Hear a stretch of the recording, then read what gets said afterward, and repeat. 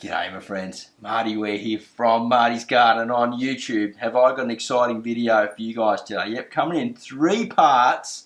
The first part we just do a bit of an update on the rocket, how they're coming along, show you the cos lettuce, couple little tips there, move out to the windrows, then provide even more tips and show you how I harvest some of the windrow. And then it's where the exciting stuff begins for the worm nerds. So if you want to go all the way forward, you don't care about the other stuff, then tune in for that, because we're going to do a deep dive into the Congo Nightcrawler Bucket worm farm for the very first time and see how that bedding is going. That's the eggshell cardboard, cured cardboard bedding mixed in with a compost. Pretty good. I was excited to do that part of the video, and I'm excited to show it to you. Alright, so stay tuned. Plenty coming up. G'day, my name's Marty Ware and I'm an agricultural horticulturist right here in Australia. And if you want to learn worm farming and even learn how to grow amazing plants using worms, then please subscribe to my channel. There's lots of cool content coming up in here all the time for you to devour.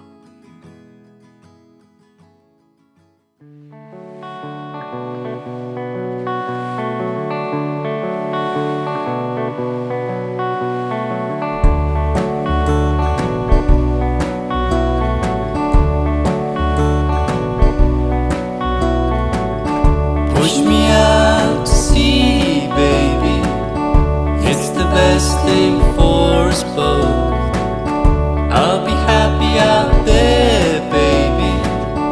Fish below and stars above, and you'll be happier without me.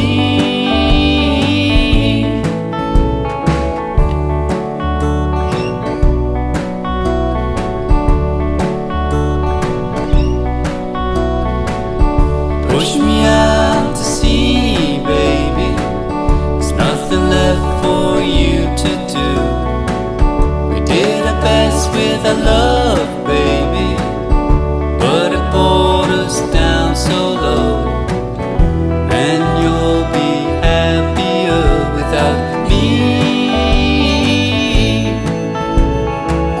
Now I was up on your beach one morning, strange shell lying on the shore. You put me to your ear and I'll whisper, what today I just can't say. Then you throw me back into the water and forget you ever found me, and forget you ever lost me. Time to put this sifter out. It's getting old though, and it's starting to slowly fall apart. However, I can't afford a new one, so it'll just have to make do. Alright, so it's time to dig some compost, but I just need to check how many worms are in there first. Oh yeah, quite a few. I better get me little bucket to save as many as I can, because I just love my little worms.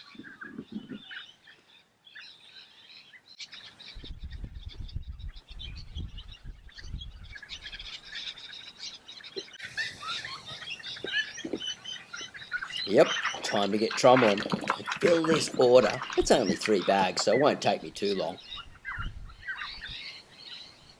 The slowest part is getting all the worms out. Now, I just have so many, there's no way I can get them all. But I do my best, because once I get quite a lot and I save them, they've got to go back into the biggest worm farms ever to keep up my stocks. If I don't do that, I find I have future problems and I run out of worms. Just look at the size of some of the night crawlers I have in here. Man, they're getting big. So cool, right? And if you think that's pretty cool too, give us a big thumbs up, guys.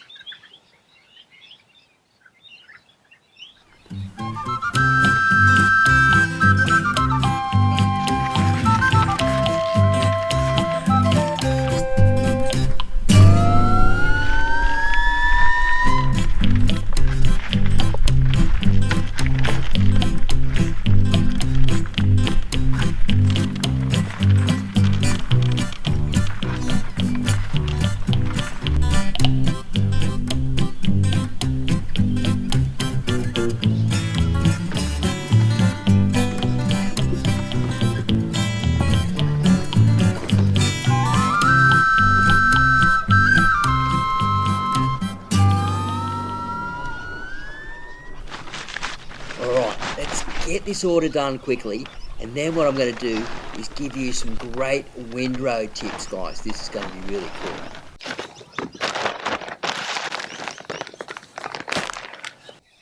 So you might be wondering why I keep my windrow in a V shape, like a pyramid. Well, there's a few reasons for it.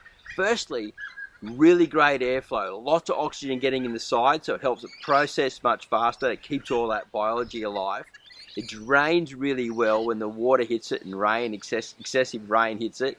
And when you are shoveling from one end to the other, it's much easier because when you throw it on the top, the heavy stuff rolls to the bottom, the big chunky bits, and the finer stuff stays at the top.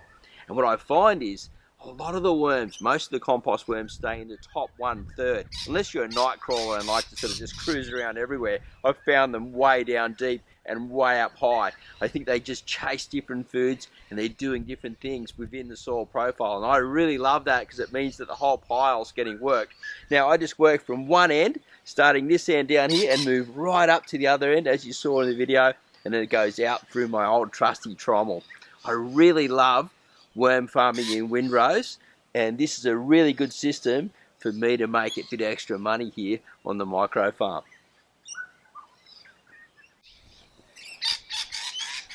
So one thing to really keep in mind is don't let it dry out, guys. If it dries out, it's so hard to get moisture back into it. You want to keep it retained at about 70%. And after time, you can feel the weight in it. You can feel it and squeeze it and grab it. You start getting more used to the moisture content. Now, I'll give you a bit of a pro tip, right? If you want the worms to move out, pull the shade cloth away in that section and stop watering that area. Water more heavily in the area where you want the worms to migrate through. And if you want to get them down even faster, throw some food there for them. Pro tip for you guys, that's a real ripper. Listen to those lorikeets. Wish I could film, he's a bit far away, but that's why they call them noisy lorikeets here in Australia. Be quiet! Nah, I like the lorikeet. See ya! Alright, now time to take a deep dive and have a good look into this Congo Bucket worm farm. So this is my first time filming, and I had to come into the old wormery, which was the garage before. And now these guys are going to be really cold. It's one of the coldest nights we've had yet this autumn, and we don't know where they're going to be or how they're going to be moving around. But we can see that they are here, and maybe they bunch up together when it's colder. I'm not really sure, but I'm just going to get out like half the bucket at the moment and look through it. You can see, I don't know if we can see into the bucket there, but we're about 1/3 of the way through. So have some patience with me while we sort of get in and look at it. Now, it is a bit smelly, I'm finding. I might have made it a little bit too wet. So I'm probably going to need extra carbon put in. But what we're going to do is just have a look at the material and the health of the worms. So we can see here the cardboard's, well, it's cold. Like I'm holding it at the moment and it's chilly. Let's get one of the worms and have a look at the health of these night crawlers here. So we can see that this guy, he's in pretty good health. Now, I'm still getting used to sort of doing this type of filming over the top, so bear with me guys as I do these and we dig deep into these farms and look at how the worms are going and what they're doing and what they're up to and learn more about them. I will definitely get better at this. This is my first time setting it up and running a vertical camera, so we can dig through some of this material a bit. Now, as I said, there's a slight smell, but it's not bad. It's not like overly bad. I think it's just a little bit too damp. Now, I can't see any. There's no mites here. There's no other little bugs around. And we dig through a little bit more. I don't think I'm going to be able to empty out the whole bin though, unfortunately, because I just don't have a big enough space at the moment. We're going to have to work on it and get it a little bit better. But it's good to first time look in the Congo. So it's our Congo worm bucket with the Nightcrawlers. Now this is a smaller Nightcrawler, and he's looking pretty healthy. He's got a nice swollen catellum there. And I don't think that's a Nightcrawler. I think that actually might be, I don't have my glasses on, I think that looks more like a red wriggler. They've got a closer clitellum to the end, and he doesn't have the long wispy tail. He's got that little yellow tail there. So let me know what you think about this little worm here, guys. And look, he's definitely cold, and it's really cool getting him up this close. Eventually, when I get the macro lens on him, we have a really good look at these worms. It's going to be exciting. But for now, we've got to get used to doing the overhead systems. So dig through a bit more and see if we can find another Nightcrawler. There's just a stick from the garden there. Oh, look, you watch how fast they dive in once they get going. Like, he's cold, right? When they come out, they're really slow, but when they're in the soil, they're much quicker. And he's, like I said, he's cold. He doesn't like being cold. This is a warm weather worm, right? And I think we got down to about 8 degrees last night. I'm not sure what that is in Fahrenheit. You can let me know in the comments box down below. Now, I've got to get used to the audio as well in this, whether it's sort of like getting strong and getting low, all that type of thing. I'm not real sure. Look, here's another nice worm here. That's definitely a Nightcrawler there. You can see the long wispier tail. I would say he's a tweenager. Now, if I get this wrong, because it could be that at times they curl up, right? So, and they go short and stubby this time of year because they're trying to keep warm. And this one, he's really moving around. Like, look at that. That's really cool. And what I might do, I'm going to get some light on the situation here. See if we can light this up a bit more.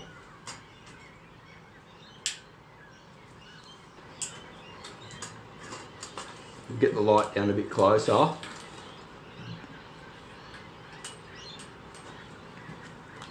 See if that lights that up a little bit more, and then we'll get another look at this guy. Him right under there. And have a good look. See that long wispy tail there?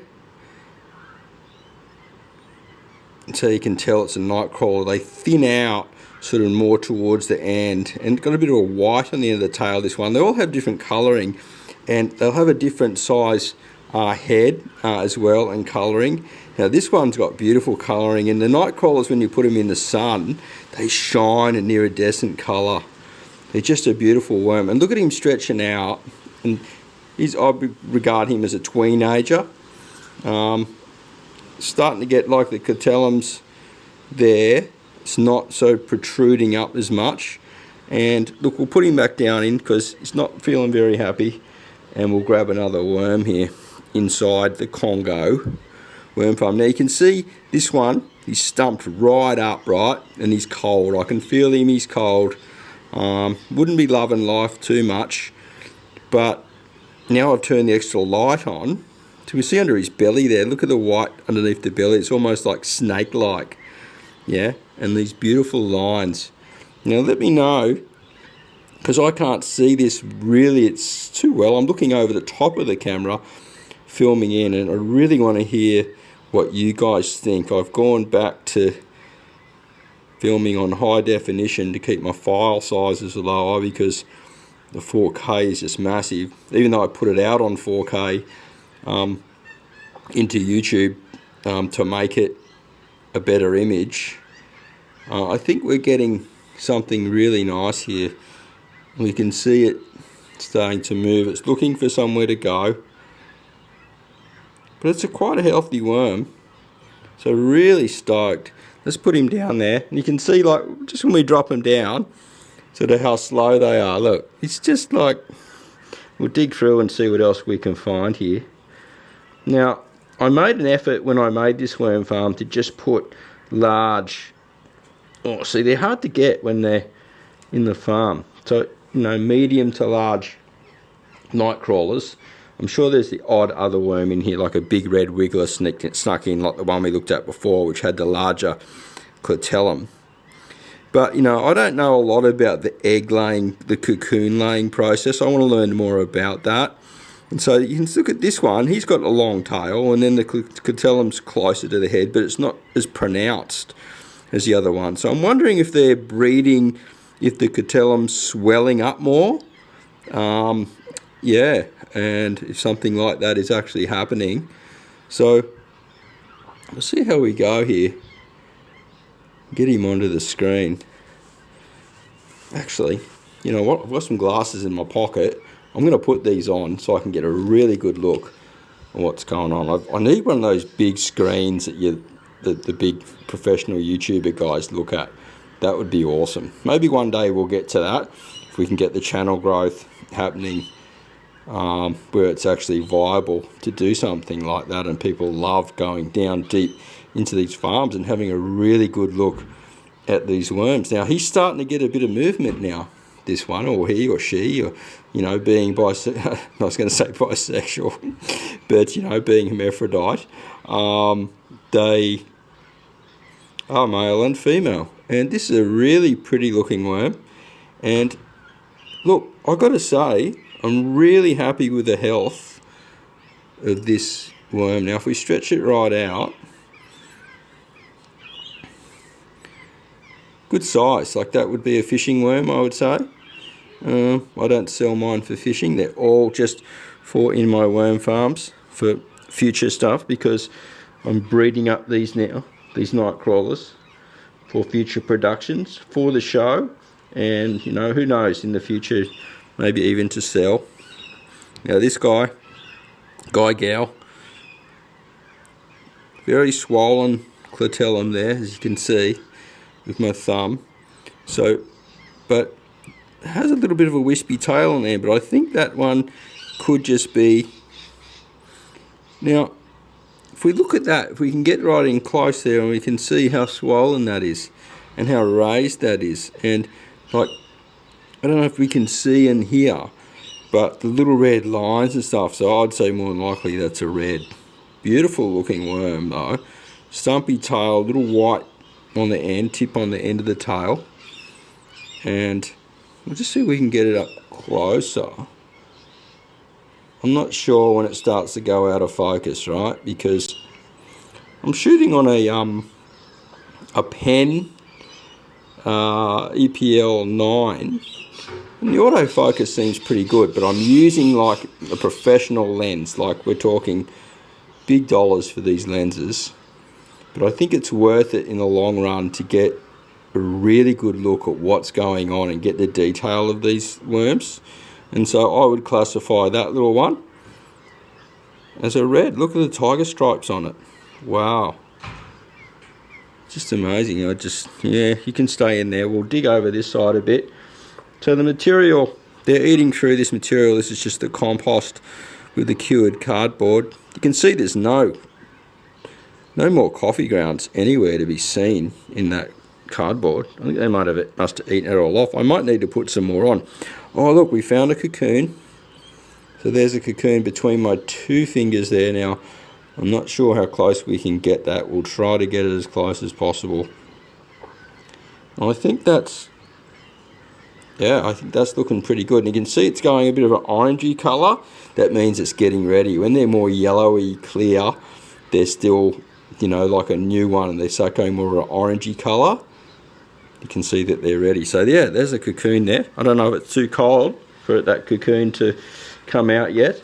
They wait, and because there's a banana there. Look, he's looking inside the banana. So we'll do that again. Oh, look, inside the banana. Some little baby worms. Now, if you ever go through my teaching, you'll know that I feed banana skins to little baby worms when I do my little hatcheries. And so inside the Congo worm farm, we've seen that this big nightcrawler is feeding in there in the banana, and then we've got these little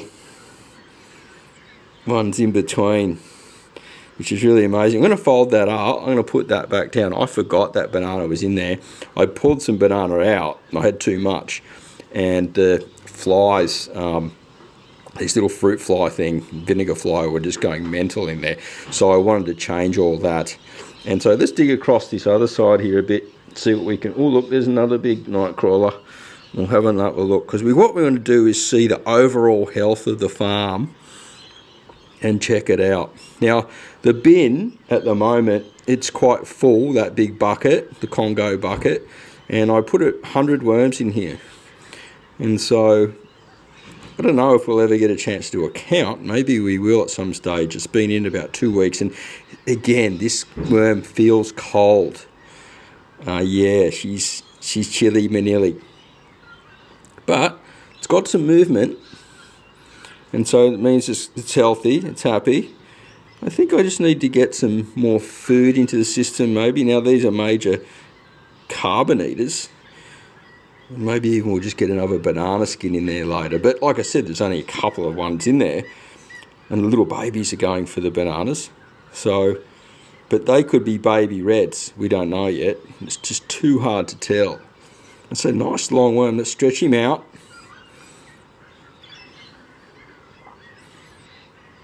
And long grey tail again as well. Doesn't have the white tip on the end. And nice beautiful head on him. Nice dark red, brown.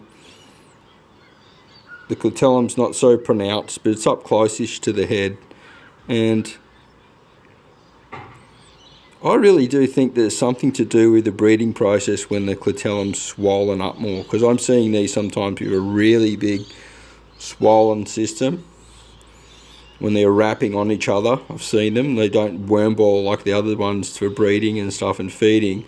You just see them like wrapped up like two snakes.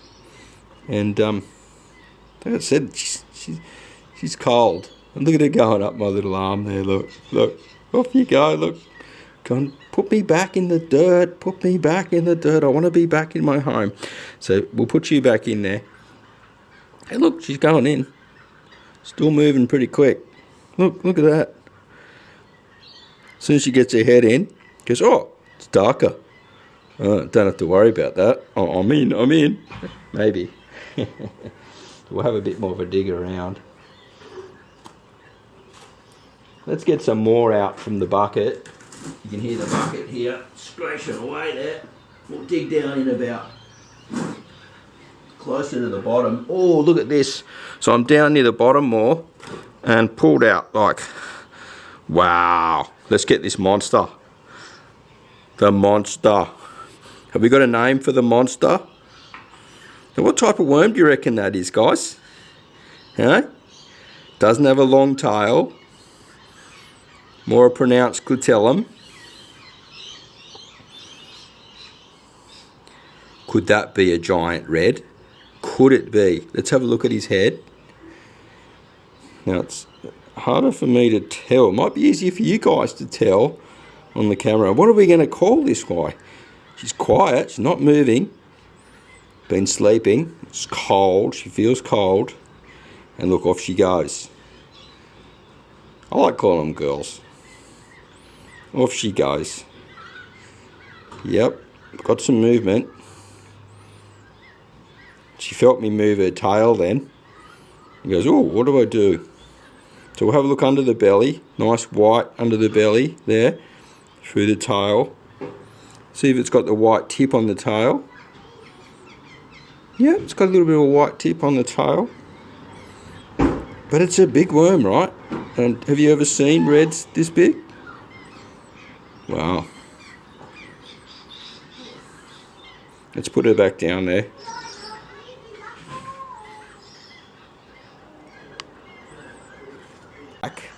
And I really hope this is coming out well, the filming of this.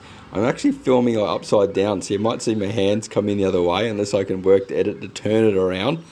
But as I mentioned before, we went and got another big handful out of the bucket, and look at the size of these worms.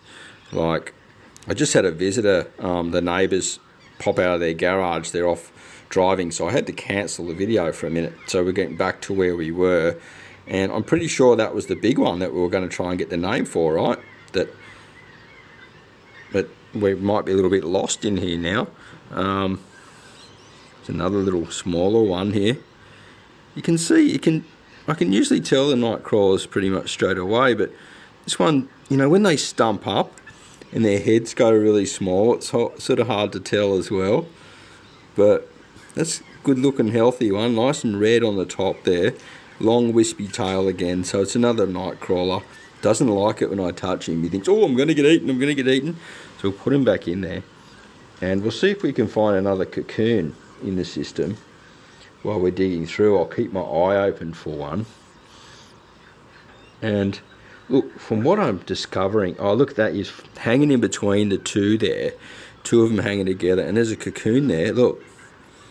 So we can get that up onto the screen a bit more. You can see next to my finger there, another cocoon. Now I'll see if we can get that nice and close. Not sure if it's staying in focus or going out of focus. I think it's focused about there. And so two of them sort of hanging together in between this piece. And we'll just grab this one, have a look at the health. Oh, another little baby one there just popped up next on my finger.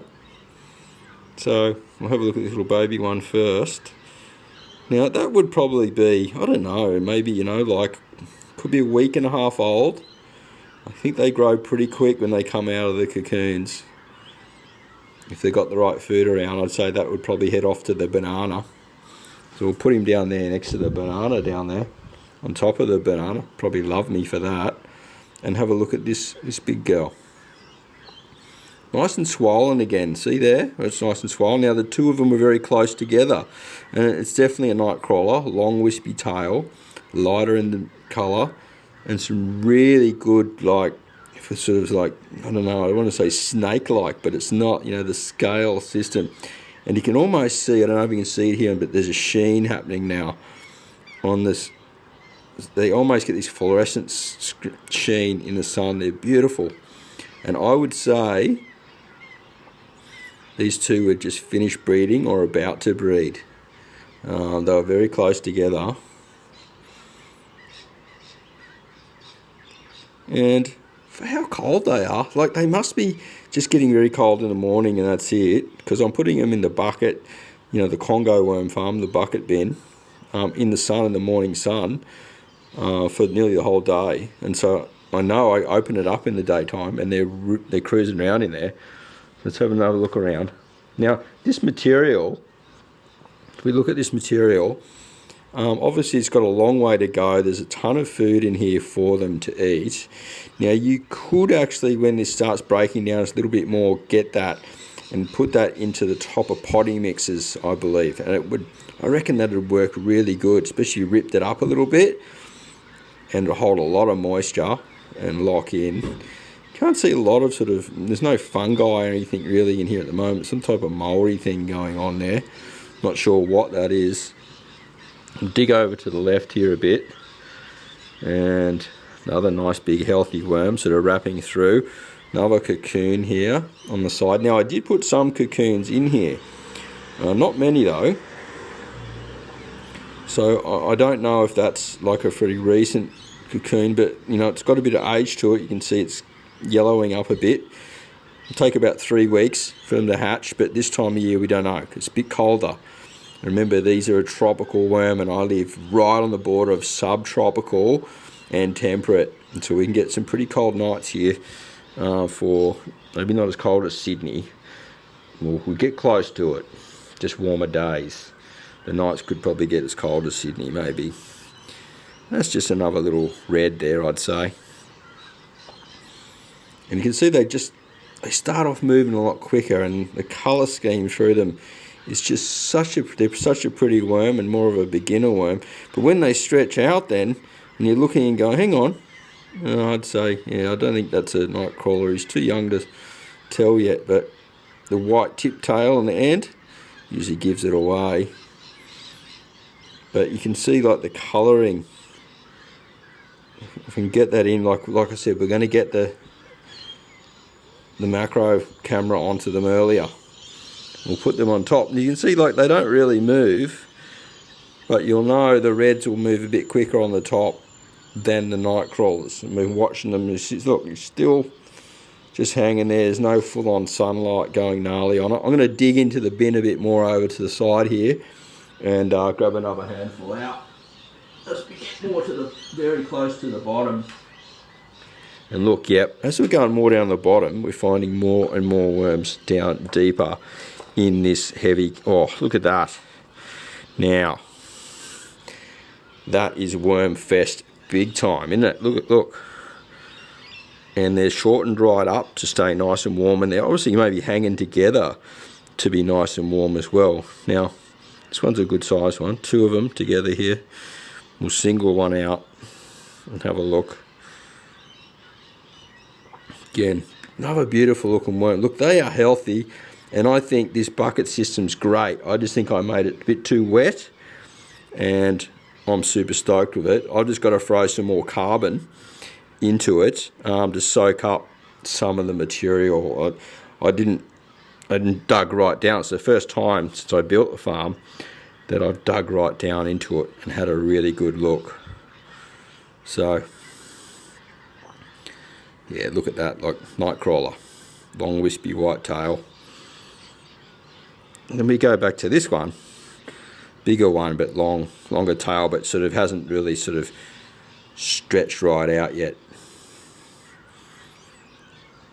This is really interesting digging through here. And obviously this system, this type of bucket with the cardboard, you could use cardboard anyway. You know, I'm curing the cardboard and putting it into the system. Look, I'm pretty happy with it. I just think you got to keep an eye on the moisture content. That was the problem right at the very beginning that I mentioned. So we'll get here and we'll have a look inside the bucket. And see, you can see more worms around inside the bucket, around in there. They're very, very happy. There's some mouldy stuff going on in there, and maybe they're feeding on that. That'll be interesting to know. And we dig around a little bit deeper and pull some of this bottom material up. Yeah, there's too much moisture down there. I'm going to have to get some more cardboard and whack that in down the bottom for sure, to soak it up. I'm going to need quite a bit actually.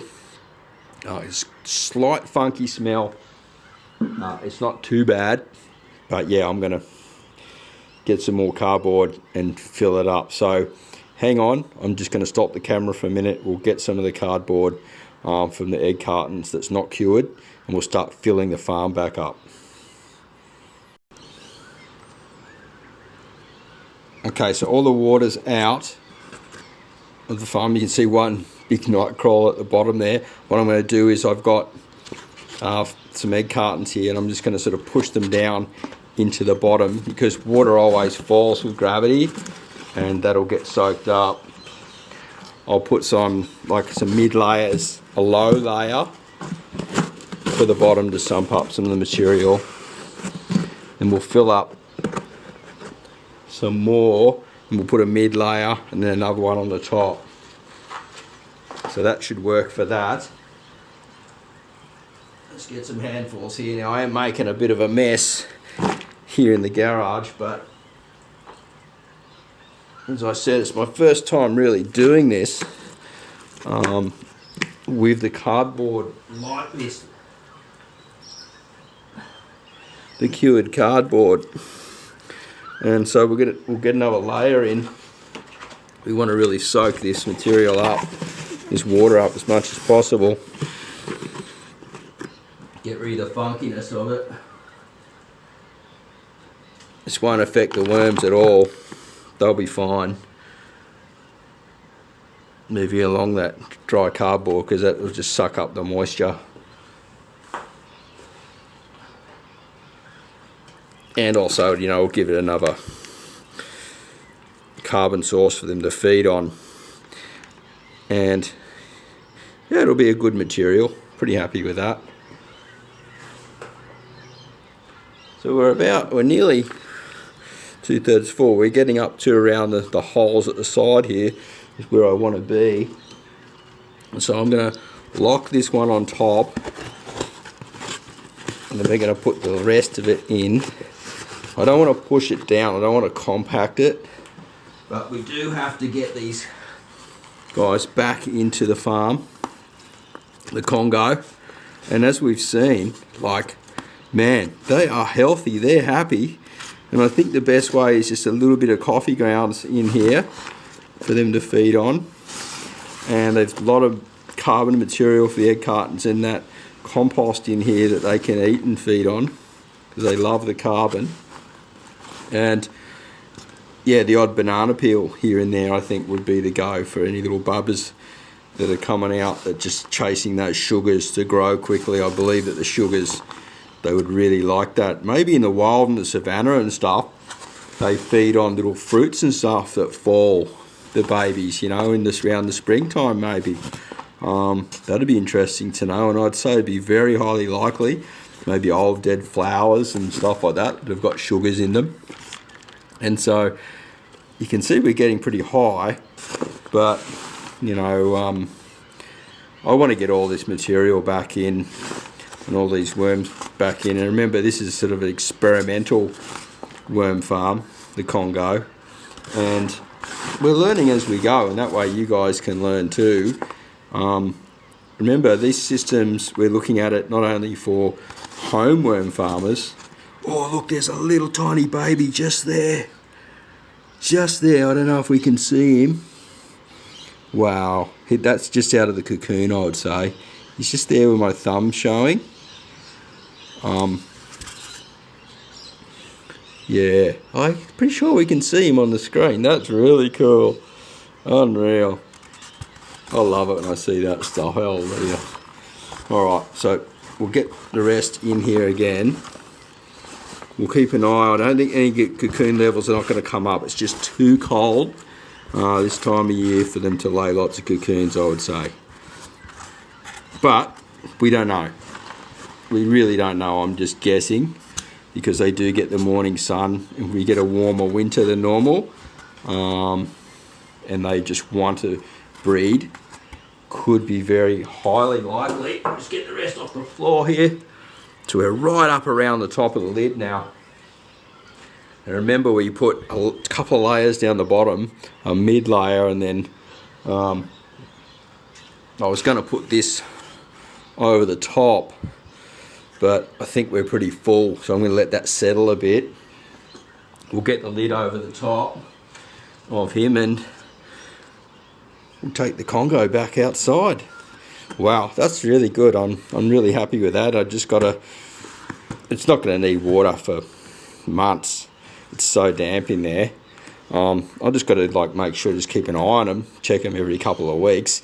We'll come back in a couple of weeks and have another look at this farm, and we'll take this baby back outside. And yeah, so just a little tip before you go.